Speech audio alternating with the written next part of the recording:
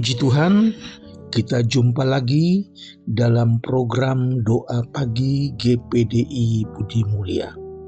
Kemurahan Tuhan, kita masih dapat bangun dengan tubuh yang sehat, menikmati berkat Tuhan hari ini. Mari kita awali doa pagi ini dengan doa. Bapa yang ada di dalam surga, kami panggil dalam nama Tuhan Yesus Kristus. Syukur Tuhan memberkati kami lagi hari ini. Kami dapat baca firman, kami dapat berdoa bersama, kami diberkati dengan firman Tuhan. Mari Tuhan pimpin program ini dari awal sampai selesai. Di dalam nama Tuhan Yesus Kristus. Haleluya. Amin. Puji Tuhan, Bapak Ibu Saudara sekalian, saya akan bacakan ayat yang diambil dari Filipi pasal yang pertama ayat 27. Hendaklah hidupmu berpadanan dengan Injil Kristus, supaya apabila aku datang, aku melihat, dan apabila aku tidak datang, aku mendengar bahwa kamu teguh berdiri dalam satu roh dan sehati sejiwa, berjuang untuk iman yang timbul dari berita Injil. Puji Tuhan, Rasul Paulus menulis kepada jemaat di Filipi supaya hidup mereka sesuai dengan Injil Kristus, supaya kehidupan mereka benar-benar berpadanan dengan firman Allah. Saudara, hidup ini hanya sementara, bukan selamanya kita ada di dunia ini.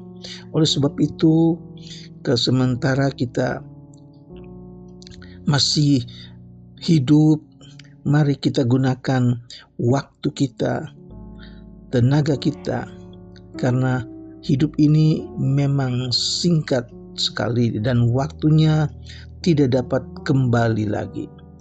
Waktu itu terus berjalan, Bapak Ibu Saudara, dan kalau kita sadari akan hal ini, tentu kita akan punya keinginan untuk berbuat sesuatu yang terbaik dalam hidup ini. Nah, bagaimana caranya? Firman Allah katakan, hiduplah berpadanan dengan Injil. Berarti hidup yang sesuai, yang cocok dengan firman Allah. Filipi 1 ayat 22, jika aku harus hidup di dunia ini, itu berarti bagiku bekerja memberi buah. Haleluya. Tetapi jika aku harus hidup di dunia ini, itu berarti bagiku bekerja untuk memberi buah, untuk dinikmati orang lain. Haleluya. Hidup ini menggambarkan bahwa orang yang hidup sesuai dengan firman tidak menempuh jalan orang-orang fasik, tidak mengikuti jalan orang jahat, tidak menyimpang ke kanan atau ke kiri, menjauhkan diri dari segala jenis kejahatan. Maka Alkitab katakan bahwa hari-hari kita jalani ini akan seperti cahaya fajar yang kian hari kian bertambah terang sampai rembang tengah hari. Puji Tuhan, saudara, jangan bosan berbuat baik. Haleluya. Tetapi jika kita hidup menyimpang dari kebenaran, atau bila kita lebih menuruti keinginan daging kita, yaitu hidup menurut keinginan duniawi, maka kita harus berhati-hati. Firman Allah katakan, karena Allah tidak membiarkan dirinya dipermainkan. Karena apa yang ditabur orang, itu yang akan dituainya. Sebab barang siapa menabur dalam daging, ia akan menuai kebinasaan dari dagingnya. Tetapi barang siapa menabur dalam roh, ia akan menuai hidup yang kekal dari roh itu. Terdapat di dalam Galatia pasal 6 ayat 7 dan 8. Puji Tuhan Bapak Ibu Saudara-saudara, keinginan daging selalu berlawanan dengan keinginan roh.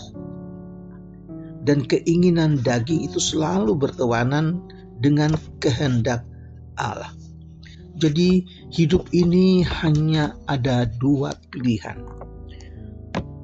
Menjadi hamba kebenaran atau menjadi hamba dosa. Kita yang harus memilih, dan itu yang kita jalani. Kita tidak bisa memilih kedua-duanya.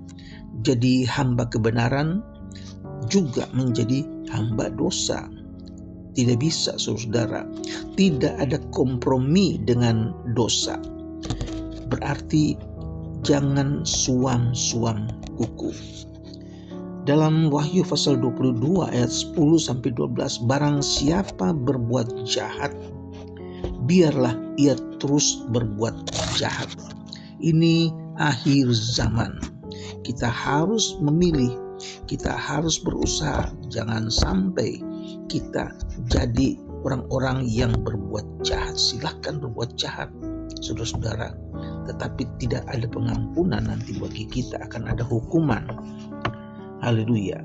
Misalnya kita lihat jemaat di Laodikea, saudara-saudara.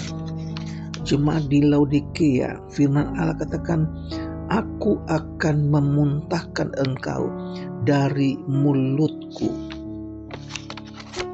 Keadaan jemaat Laodikea ini cerita tentang keadaan gereja di akhir zaman. Saudara, mereka merasa tidak perlu lagi berdoa, tidak perlu lagi dibantu. Mereka merasa cukup, mereka merasa mereka sudah mempunyai kemampuan.